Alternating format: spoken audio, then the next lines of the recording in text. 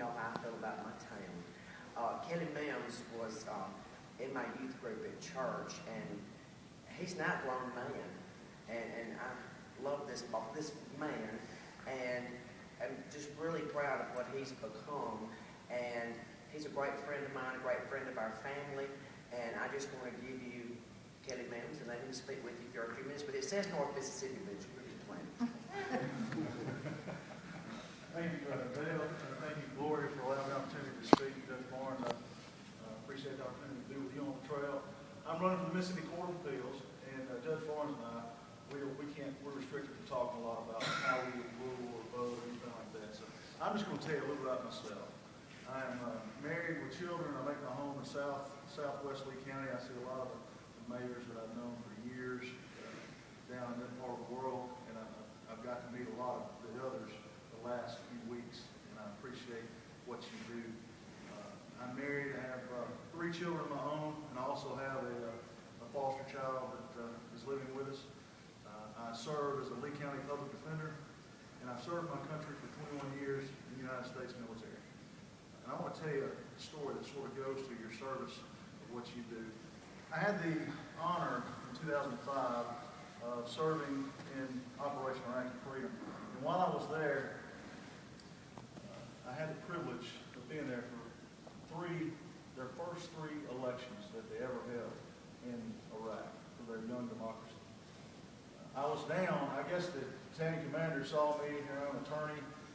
I've been in politics, and he said, Kelly, you're the perfect guy to go down to the province of Najaf, the city of Najaf. For you biblical scholars, that's the land of Ur, or where Abram was from. He sent me down to Najaf to help manage the election and help the governor and the city mayors do what needed to be done to protect the populace. We knew that the bad guys, they were intent on disrupting that election. They were going to use vehicle-borne IEDs. They were going to use suicide bombers, roadside bombs, whatever it took to disrupt the election. And we were worried about it. We had concrete barricades all around. We had Apache helicopters flying overhead. We had patrols everywhere.